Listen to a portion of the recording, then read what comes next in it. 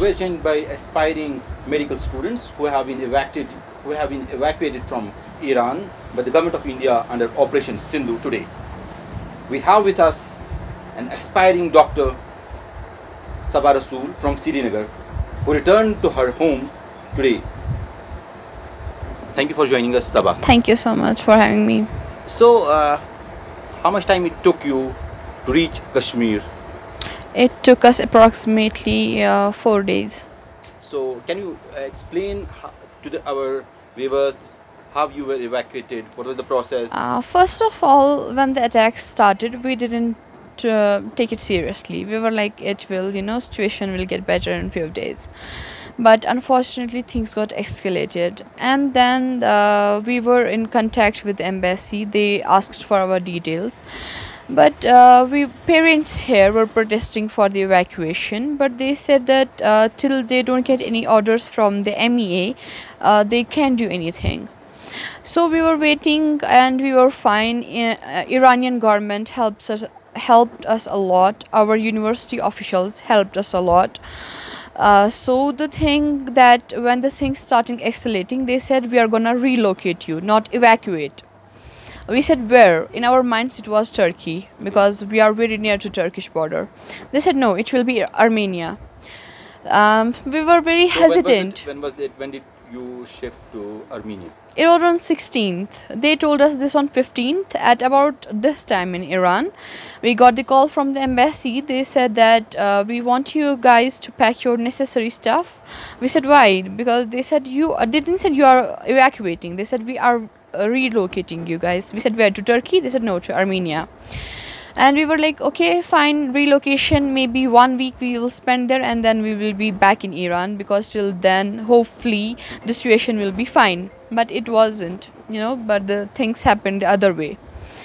So our evacuation was supposed to be at 6 in the morning, but that couldn't happen because we had some work in the university. Eventually, we left the Urmia at about, 11. And we reached the Armenian border at about 5.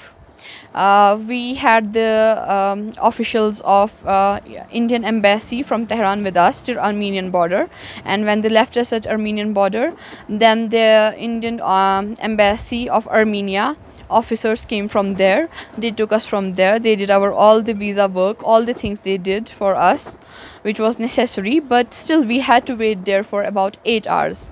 It wasn't their mistake, it was because they had to do documentation with the Armenia and other things.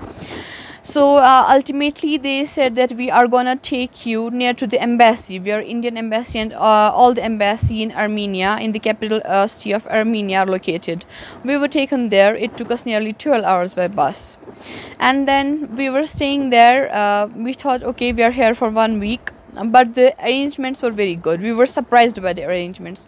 We haven't expected that arrangements will be this good.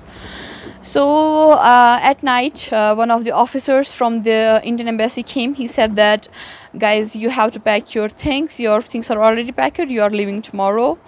We said, why? Aren't we just relocated? Why is the evacuation happening? He said, no, as you guys are seeing, the situation in Tehran is worsening day by day, and Foreign Ministry of Tehran as well as MEA and the central government of India wants you back in India. You guys can't stay here anymore. So we just did these things, and Indigo was our aircraft. Indigo came. They landed in Armenia at about 10 in the morning, and at 3 we departed from Armenia, and we reached India today at 4 a.m. And when we reached India, till then our journey was very smooth. We were fine. We were welcomed by the officials. Can you explain to us the situation in Tehran, especially where were you placed in Tehran? Yeah, we are actually in the West Azerbaijan province, not in Tehran, in Iran. It's like a separate, we have states, they have provinces. We are in West Azerbaijan province, and the capital city of that is Urmia. And I'm from the Urmia University of Medical Sciences. So one attack first happened. It happened outside the children's hospital. Urmia.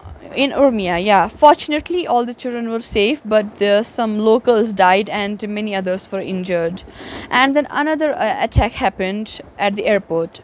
And then another attack happened at about 3 a.m. in the night. We felt like that, okay, we have missile like on our dormitory. It felt like that. So yeah, the things were like that. And but you were all Kashmiri students? No, we were Kashmiris, Pakistanis and Iraqis. We have an international dormitory where just internationals are living. So we were all Iraqis left before us because for them the land border was open.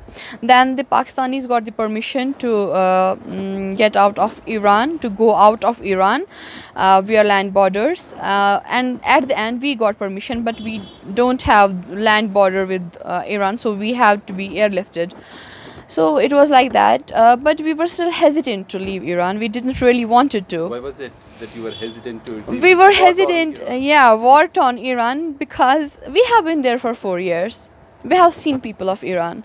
We know how they are. They are resilient. Their hospitality, you can see nowhere in the hospitality in the world like Iranian hospitality. Like they will do anything for you. So we know that, we knew that how they are. We were like, okay, we are gonna leave, we are gonna go to our homes. What about them? They are gonna like suffer. We were like, okay, if we can like help them in any way possible, we want to help them. But embassy didn't allow that. They said, no, you all have to leave. We are. What help could you have provided to Iran? Like maybe to injured or in any way. In any way, we were ready to help in any way. It wasn't just like we are in clinicals, we can do some, things, we can provide some basic medical care aid. We were ready to help in any way. But and what was the situation outside on the road? Situation outside on the road, no one was actually on the road. Roads were empty. It was first time. It was actually the occasion of Eid Gadir, which is like, the biggest holiday in Iran. But roads were empty, shops were closed, no one was there, as if like whole city was dead. And it was like all over the Iran. So everything was like that. And what was like your regular supplies, like was the food or the water? We had the food. We have few supermarkets which were open, but apart from that, if we needed anything which wasn't available, our university officials used to get that for us. Even one night that was very terrible, when that 3 a.m. attack happened, one of our university officials, actually for a dormitory official, he stayed in our dormitory for the night. He said, I will be with you guys so that you don't feel alone. So this was like the situation. That's why we were hesitant to leave Iran, because we know how they are, and we really respect them and love them. And what can we say about their leader? We just love him. So that was about it. So this was one of the students, among the wanting students who were evacuated from Iran to India this morning. Mohammad, for ETV Bharat in Srinagar.